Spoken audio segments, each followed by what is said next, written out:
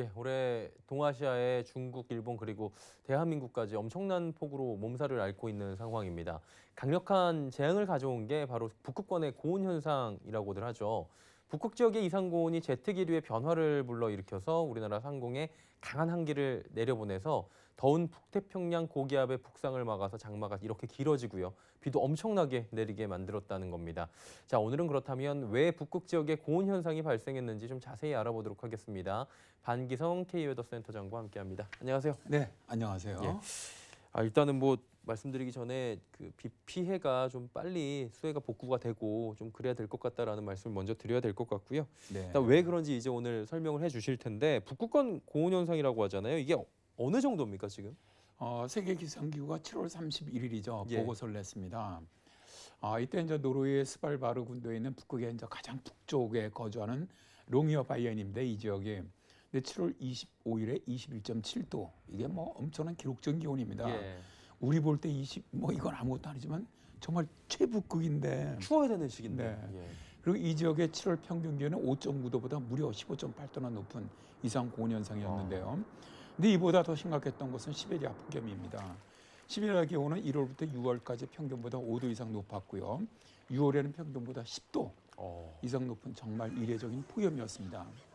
6월 20일에는 사람들이 사는 가장 추운 지역이죠. 러시아 베르호얀스크에서 38도의 온도가 기록되면서 세계를 깜짝 놀라게 했는데요. 7월 19일부터 일주일간 시베리아 일부 지역의 기온이 다시 섭씨 30도를 넘어섰습니다. 사실 지난 몇 년 동안 북극권 지역의 고온 현상보다 올해의 고온 현상은 정말 너무나 심각한 이런 현상입니다. 우리가 이제 하는 얘기로 시베리아 벌판에서 이렇게 뭐 이런 얘기들을 하잖아요. 그러니까 춥다는 얘기잖아요. 네네. 거기가 뭐 얼어서 어떻게 된다 이런 얘기들도 있는데 뭐 그곳이 지금 30도를 넘어섰다고 하니까 어마어마하게 지금 이상 기온이 발생을 한 건데 그렇다면 이상 고온 현상이 왜 일어났는지를 좀 들어봐야 될 것 같아요. 일단 북극권의 이제 기온이 올라가면서 제트 기류가 약해집니다. 그러면 이 제트 기류가 남북으로 이렇게 좀 길게 뱀처럼 사행을 하게 되거든요. 예.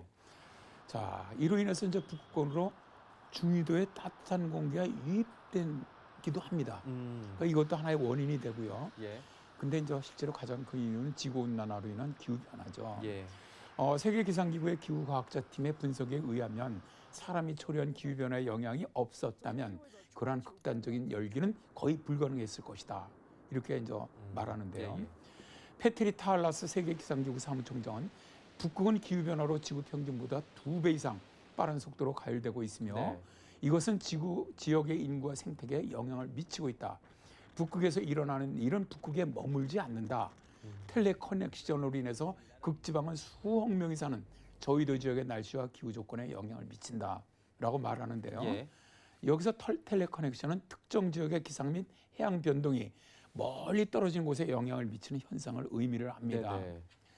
또한 기후분석 연구단체죠. 세계기후특성은 최근 연구 보고에서 시베리아 폭염과 북극의 역대 최고 기온은 인류가 초래한 기후변화 없이는 불가능한 일이다라고 지적을 했는데요. 자, 그러니까 올해 북극권의 이상고온 현상은 기후변화가 가장 큰 원인이라는 것이죠. 예.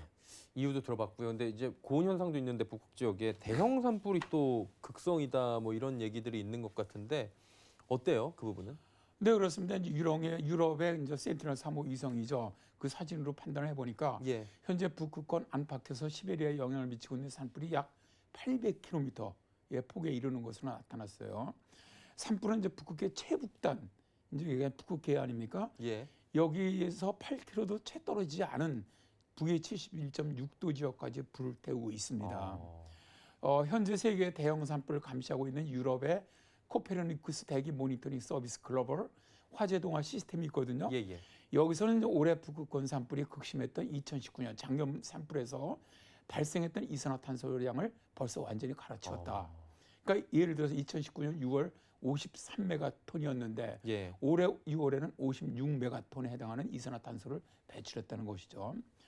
이 정도로 올해 북극권 산불은 최악이었는데요. 네. 이 산불은 러시아 사하공화국과 시베리아 북동쪽 굉장히 먼 곳에 추코트카 자치구 지역에서 발생을 했는데 이 지역은 평년보다 훨씬 더 고온의 상태였습니다.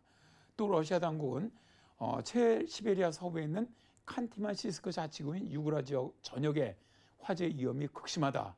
이렇게도 지금 선언하기도 했습니다. 굉장히 심각한 것 같은데 러시아에서 지금 일어나고 있는 산불에 대한 이야기를 조금 전해드리고 있는 건데 그렇다면 러시아 당국은 노력을 할 거 아니에요? 뭐 당국도 어떤 노력을 합니까? 근데 이게 이제 문제가 이 러시아 당국의 인력이라든가 이제 돈, 넉넉치가 않나요? 자금이 굉장히 부족하다는 어. 거예요. 그 턱없이 부족하다 보니까 진화가 좀 어려운 실정인데요. 예, 예. 올해 야쿠티아 지방 사공화국 또 극동 사공화국 크라스야노르스크 등 일본 일부 그 연방 주체는 자체적으로 합니다. 연방에서 도움을 안 받고 비상사태를 선포하고 산불이 번지는 것을 막기 위해서 정말 안간힘을 쓰는데 러시아 연방항공산림보호청 관계자는 타스 통신에 시베리아 극동이 가장 어려운 상황에 직면하면서 인력 5,419명, 장비 899개, 항공기 31대를 동원해서 진화 작업에 나서고 있다. 그러나 이들은 현재 136개 산불을 폭약 혹은 인공광우들을 활용해서 좀 적극적으로 진압하고는 있지만 나머지 159개 산불은 비용을 감당하기 어려워서 속수무책이다라고 밝혔습니다. 이 얘기는 이제 반 이상의 대형 산불을 거의 뭐 진화하지 못한다는 얘기죠. 그러니까 뭐 당분간 북극권 대형 산불은 속수무책이네요. 계속 이어질 것으로 보입니다. 결론적으로 보면 오늘 계속 나오고 있는 이야기가 이제 북극 지역의 고온 현상에 대한 얘기고요. 그리고 이제 대형 산불 얘기인데 결국에 이제 지구 경제에 막대한 영향을 주지 않겠습니까? 그렇습니다. 앞에서도 말씀드렸지만은 시베리아 고온 현상은 당장 동아시아의 역대급 폭우를 가져왔죠. 예. 이게 뭐냐면 이제 우리나라와 일본은 아직 뭐 피해 조사가 발표되지 않았지만 중국 같은 경우 현재 24조 원 아이고. 이상의 경제적 피해가 발생했다고 예. 발표를 했는데 자, 이 북극권 산불은 대기 오염을 가져오는 데다가 고온 현상과 더해지면서 영구 동토층에 갇혀 있는 이산화탄소가 대량으로 대기 중에 배출되고 있거든요. 자, 세계은행은 매년 기후 변화로 해서 500조 원 이상의 피해가 발생한다고 했으니까 북극권 산불이 상당한 부분 경제적인 피해를 가져올 것으로 봅니다. 이런 기후 변화는 앞으로 더욱더 심각해지면서 해가 갈수록 자연재해는 더욱더 증가할 것으로 봅니다. 이런 기후 변화를 막기 위한 노력, 그거 어느 때보다 더욱 절실합니다. 예, 앞으로도 일어나지 않도록 노력도 이제 뭐 국가적으로나 세계적으로 많이 해야 될 것 같고요. 일단 당장에 눈앞에 온 이번 폭우로 인한 피해 복구가 조속히 좀 이루어지기를 함께 바라보도록 하겠습니다. 자, 오늘도 함께하신 분은 K외대 반기성 센터장이었습니다. 고맙습니다. 네, 감사합니다.